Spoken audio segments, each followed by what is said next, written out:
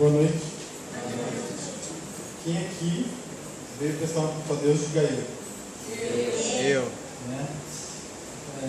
Uma das coisas que eu mais gosto na igreja é o momento da pregação, o momento da palavra. Eu mais gosto de ouvir, sendo na igreja, sendo em casa, pela internet. E agora eu estou aqui como pregador, como ferramenta, não como receptor da palavra. Então, também sempre foi um desejo no meu coração, pregar e tal, mas quem aqui nunca gostaria de pregar? Todo mundo, mas a gente sempre pensa, né? Mas pregar é difícil, não sou capaz, não, tenho vergonha. Exatamente isso que eu sinto, exatamente por sentir tudo isso que eu tenho que pregar, que eu estou aqui hoje. Porque se chamar alguém que sabe pregar tranquilamente, galadão ela vai ter, ela está fazendo tudo que ela sabe. Agora, alguém que não sabe, isso vai ser um desafio, isso vai ser algo que ela pode crescer, né? Então, espero que Deus use cada um de nós essa mensagem. Certo. Vou falar aqui sobre as características de uma pessoa segundo o coração de Deus. Eu vou falar aqui hoje, à luz da vida de Davi, como ser segundo o coração de Deus. Quem quer ser segundo o coração de Deus, dá glória a Deus. Glória a Deus! Amém, todo mundo, né? Assim como Davi foi.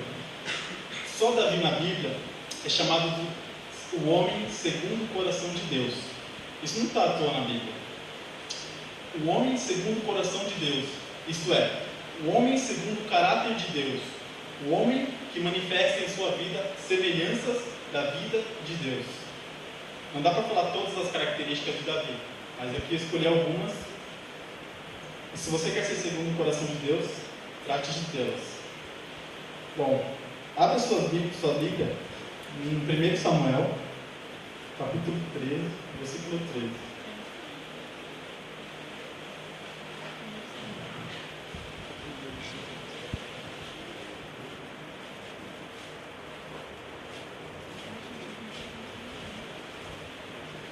Primeiro Samuel, capítulo 13, versículo 13. Aqui eu encontro a primeira característica.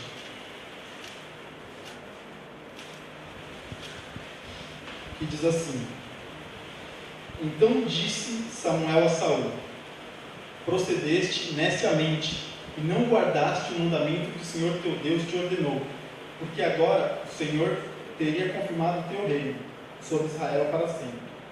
Porém agora não subsistirá o teu reino. Já tem buscado o Senhor para si um homem segundo o seu coração, e já lhe tem ordenado o Senhor que seja capitão sobre o seu povo, porquanto não guardaste o que o Senhor te ordenou. Saul não obedeceu a Deus, ofereceu sacrifício que lhe era proibido, era só para o sacerdote naquela época. E a primeira dica aqui que eu aprendo é que nós temos que aprender a obedecer a Deus. Você quer ver como Davi obedecia a Deus? Em 1 Samuel capítulo 22, versículo 3, Davi vai dizer assim: Fica com meu pai e com a minha mãe, até que eu saiba o que o Senhor quer fazer de mim. Eu não sei o que ele vai fazer de mim, mas o que ele quiser fazer de mim, eu estou pronto. E o que ele quiser fazer de mim, eu vou obedecer. Quer ver como Davi era obediente? Em 1 Samuel capítulo 23, Davi pergunta a Deus: Senhor, devo descer a Keila? E naquela época, os filisteus estavam fazendo uma era rasa, estavam ganhando todas as guerras. E você sabe o que os soldados de Davi disseram? Ô amigo, nem aqui em Judá eu quero lutar contra os filisteus, os esquadrões dos filisteus. Imagina na cidade deles, você está maluco? Mas, só que ele consultou o Senhor, e o Senhor disse para Davi: Você pode ir, que eu vou entregar os filisteus nas suas mãos. Não importou o que os soldados disseram a Davi. Agora, nesse momento que ele acreditou em Deus, obedeceu a palavra de Deus, não deu ouvido do que os homens falavam, do que a circunstância falava, ele foi obedecer a Deus, e Deus foi fiel com ele e derrotou todos os inimigos. Agora, Davi é o segundo coração de Deus, porque ele obedece princípios de Deus. Por que é que Davi não toca em Saul? Em 1 Samuel, capítulo 24 e 26, quando Saul está na mão de Davi, e por quase 10 anos, implacavelmente, Saul persegue Davi sem causa. O que é que Davi diz? Ele vai dizer assim: quem é que toca no ungido do Senhor e fica impune? O Salmo 105, versículo 15 diz: Não toqueis nos meus ungidos e nem maltrateis os meus profetas. Davi aprendeu a obedecer a Deus e ensinar os seus princípios. Não importa se o ungido de Deus está me perseguindo. O ungido de Deus é o problema daquele que ungiu. Não é da nossa conta tocar em ungido do Senhor. Se você não está satisfeito com a tua igreja, com o teu pastor, sai de lá, mas não toque no ungido, não fale mal daquele que foi ungido por Senhor. E tem uma coisa que é verdade: quem não obedece à autoridade que Deus constituiu aqui na terra, não vai obedecer a Deus. A manifestação da obediência a Deus é realizada na prática, quando você obedece à autoridade constituída na terra. Davi não tocou em Saul, porque ele obedecia a Deus. E obedecer a Deus é obedecer aos seus princípios. Obedecer a Deus, principalmente, é obedecer a sua palavra.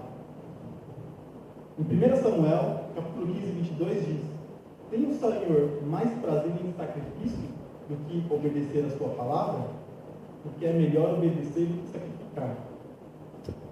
Então, se você quer ser uma pessoa segundo o coração de Deus, obedeça à vontade de Deus. O que é que Deus quer para a sua vida? O que é que o Senhor quer? Que característica Ele quer que você tome? E como Ele quer que você tome? E assim, Deus com certeza se agradará de ti. Bom, a segunda característica que eu vejo na vida de Davi é o amor.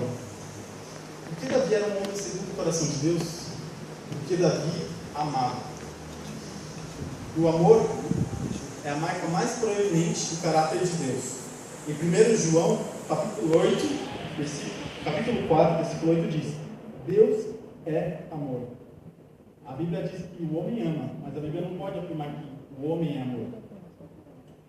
Mas quando a Bíblia diz que Deus é amor, a Bíblia está dizendo que a essência do caráter de Deus é amor. E tem uma coisa muito importante que precisamos saber: sem o amor, nada do que fazemos é completo, é inacabado. Em Colossenses capítulo 3, versículo 14 diz: sobretudo revestimos do amor que é o vínculo da perfeição. É o amor que dá completude e sentido a tudo aquilo que fazemos. Não adianta trabalhar na igreja, não adianta pregar no púlpito, não adianta cantar, não adianta tocar. Se nós não tivermos amor, vira obra inacabada. Vira um ativismo religioso. Temos que ter amor para aquilo que fazemos. A igreja está cheia de ativistas religiosos. Fazem mecanicamente, fazem porque dá uma sensação de realizar seu ego, que dá uma sensação de estar na frente dos outros. Mas se você fizer qualquer coisa, por mais energia que empregue, se você não tiver o amor, é obra inacabada. E agora uma coisa muito importante sobre o amor. O amor não é um ato involuntário. O amor é uma decisão da vontade, e eu provo na Bíblia.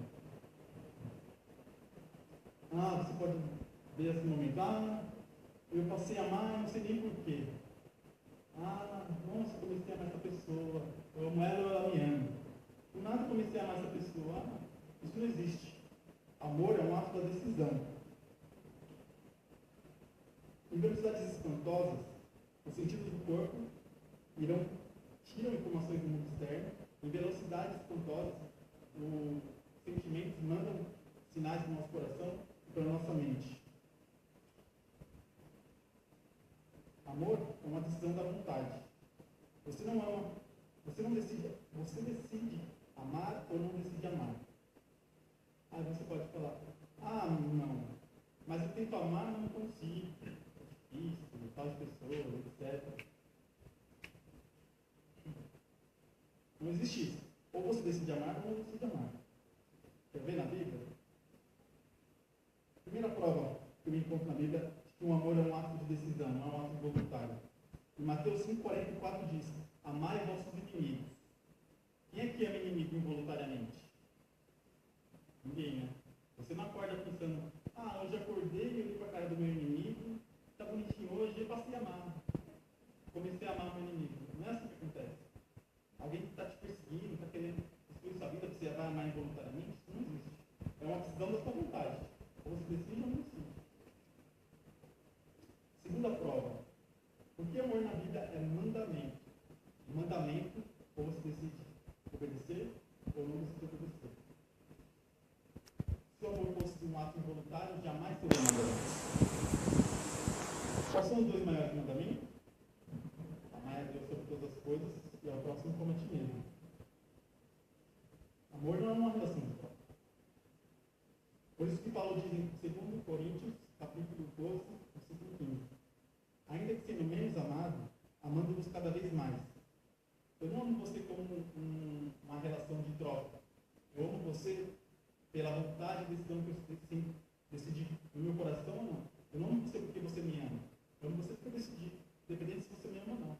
É uma decisão, isso é amor.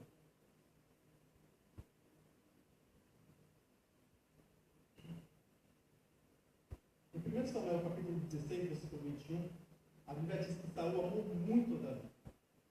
Mas com o passar do tempo, esse amor foi se transformando em ciúme, inveja e ódio. E é isso que é um alerta para todos nós. O amor, nosso amor pode se transformar em inveja, ciúme e ódio. É um alerta para todos nós. Por que Davi era um homem de um amor incrível? Davi nunca teve Saul como seu inimigo. Foi Saul que foi inimigo de Davi todos os dias. Quando Saul tenta por 2 vezes cravar uma lança de Davi, o que acontece? Davi se esquiva, ele não devolve lanças. Quem ama não devolve lanças. Você quer ver o profundo amor de Davi por Saul? Quando a Amalequita dá a notícia de morte de Saul, Davi rasga a roupa, começa a chorar. Depois você lê lá em 2 Samuel, capítulo 1. Você vai ver o amor de Saul que ele diz: não fale para que em Gate se possa ouvir. Não publiques nas ruas de Asquelon, para que as filhas dos filisteus, dos incircuncisos, não se alegrem. Campos de Gilboa, não dê orvalho. Terras férteis, não produzam, porque aí caiu o valente do Senhor com seu escudo ungido.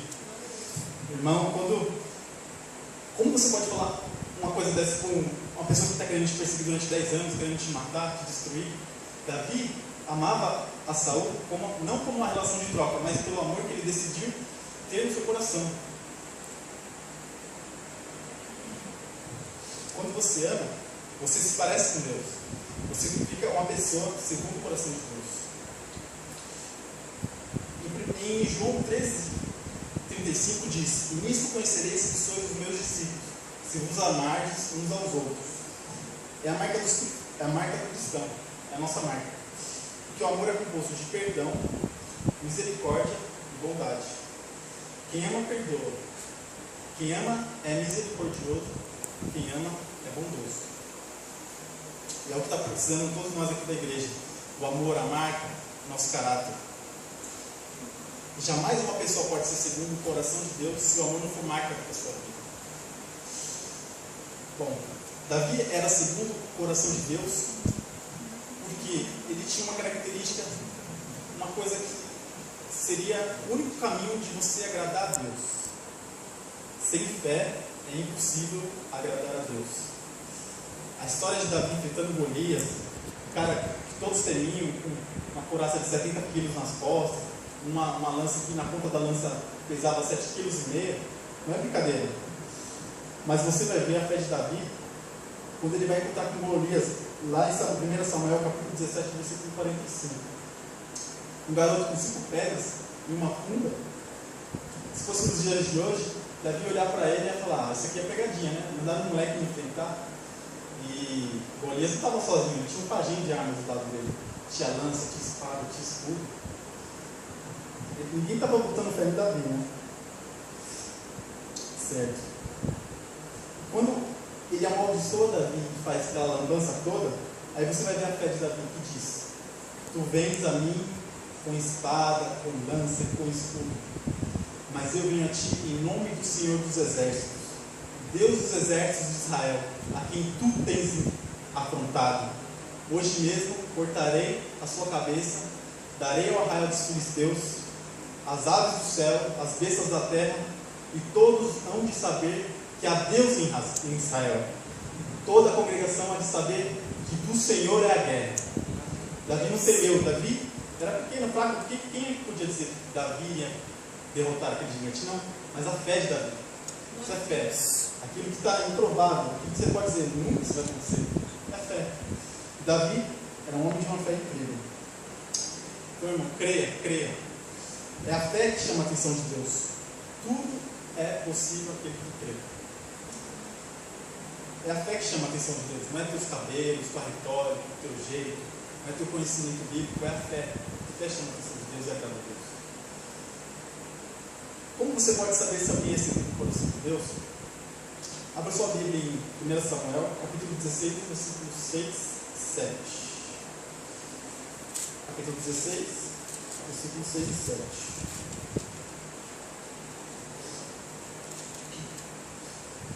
Diz assim: e sucedeu o quê? Entrando eles, viu a Eliabe e disse: certamente está perante o Senhor o seu ungido.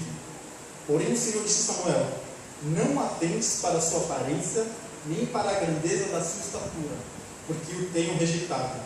Porque o Senhor não vê como vê o homem, pois o homem vê o que está diante dos olhos.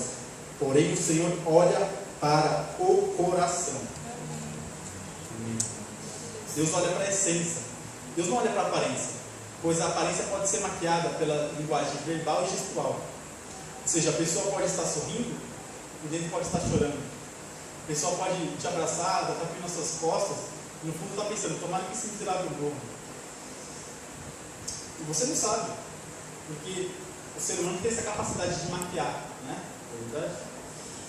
Não existe uma pessoa segundo o coração de Deus só com uma fachada, que fala bonitinho, porque é legal, porque é cortês e tal. Não, Deus olha para a essência do homem, o caráter do homem. Deus vê as intenções, as atitudes, os desejos da alma do homem. Qualquer um pode enganar a família, o pastor, a igreja, o patrão, quem quiser. Porque o ser humano tem essa capacidade de maquiar. Ele tem capacidade de esconder o que realmente ele é, na verdade. Né? Não existe aquele ditado: fulano está botando as asinhas de fora. Não é um ditado cultural? O que acontece? Que a pessoa está lutando para pôr uma faceta da sua característica. Mas é lá dentro da alma de você que Deus vê aquilo que realmente eu sou e você é. Agora vamos mais algumas características. Características manifestadas em uma pessoa segundo o coração de Deus. Número 4. Abra sua Bíblia em 1 Samuel 16, 11. Vem do lado. Pula para o versículo 11. Diz assim: disse mais Samuel a Jessé: acabaram-se os moços? E disse: ainda falta o menor, que está apacentando as ovelhas. Disse, pois, Samuel a Jessé: manda chamá-lo, porquanto não nos assentaremos até que ele venha aqui. Sabe qual a primeira característica que eu vejo aqui? É que uma pessoa, segundo o coração de Deus, é uma pessoa responsável. Analisa aqui. Bom, Davi era o caçula. Seus irmãos já estavam em casa, descansando. Davi ainda estava lá cuidando de ovelha. Ele poderia pensar: ué, meus irmãos já estão lá em casa, eu ainda estou aqui cuidando de ovelha? Deu o que deu. O resto fica para mim, ficar cuidando de ovelha. Mas não, o que ele fez? Ele continuou lá cuidando, porque ele tinha tarefa a cumprir. Ele honrou aquilo que foi pedido a ele. Então, uma pessoa responsável é responsável pelos seus atos, responsável pela sua família, pelo seu trabalho. Porque um responsável jamais pode ser segundo o coração de Deus. Deus não chama irresponsável, só chama irresponsável. Número 5. No versículo 18 do capítulo 16 de Samuel ainda, aqui tem um conjunto de características de uma pessoa segundo o coração de Deus. Acompanha aí. No versículo 18, ainda no capítulo 16. Então respondeu um dos moços e disse: eis que tenho visto a um filho de Jessé, o belemita, que sabe tocar, e é valente, animoso, homem de guerra, sisudo em palavras e de gentil presença. Até aqui. Pessoa valente não tem medo da vida, enfrenta a situação, não se acovarda. Aqui diz também que ele era animoso, animado, era otimista. Uma coisa que tem problema, ele fala, tipo, de repente a pessoa está lá no meio do túnel, só tem problemas, não tem nem meia luz no final do túnel para a situação ser resolvida. Ele fala, hoje não tem nem meia luz no final do túnel, mas amanhã não vai ter nem túnel, porque Deus vai abençoar, vai abrir a porta. Deus está comigo, tem bênção, tem vitória, é uma pessoa animada, uma pessoa otimista. Porque ser otimista é diferente de ser utópico. Não vamos confundir também. Eu sou filho do rei, eu posso tudo, então vou ser otimista. Já vou me imaginar então, andando no meu próprio avião particular. Mas não é assim que a gente tem que pensar. A gente tem que pensar ciente daquilo que Deus está trazendo na nossa vida. Primeiro sair do problema que a gente está enfrentando. Que Deus é capaz de tudo na nossa vida. Para Deus, a Bíblia diz que nada é maravilhoso para Deus. Então temos que crer, irmãos. Outra coisa. Uma pessoa segundo o coração de Deus, ela crê na bênção de Deus na vida dela. Porque ela vai crescer, é animada. Ela pensa, eu entrei aqui nessa empresa por baixo. Trabalho do lado do seu coisa ninguém, do João coisa nenhuma. Mas logo Deus vai me abençoar, vai abrir bênção, vai abrir a porta, eu vou crescer aqui, não vou ficar ganhando esse salário a vida toda, animado, otimista. Creio que Deus pode reverter a situação. Pergunta aí para quem está do seu lado, você é otimista? Não precisa responder. Você é otimista?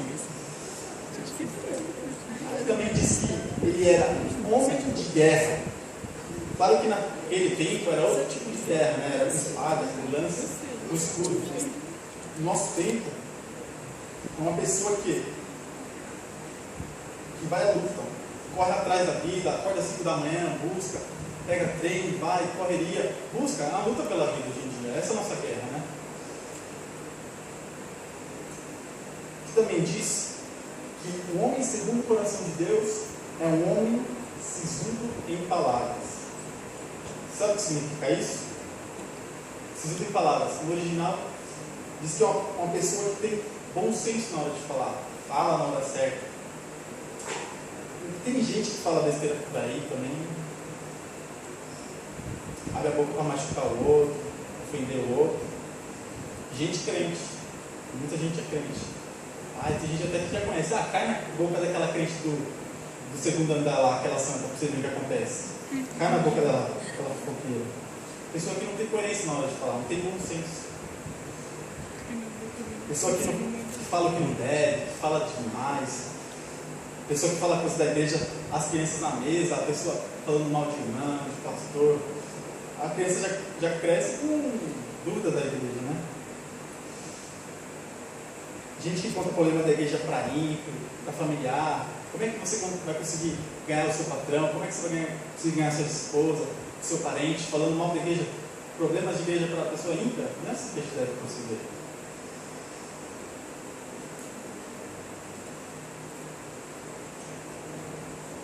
Aqui no texto, no versículo 18, diz também que ele era de gentil presença. Davi era um gentil presença. Sabe o que significa no original gentil presença? É que ele tinha uma presença agradável. Ele tinha uma presença agradável. Sabe aquelas pessoas que chegam num ambiente, todo mundo vira o rosto, chegou o chatorinho da galocha. Aí começa a gente sair pela direita, pela esquerda, pelo norte, pelo sul. Ninguém aguenta a pessoa. Davi tinha uma característica de gentil presença.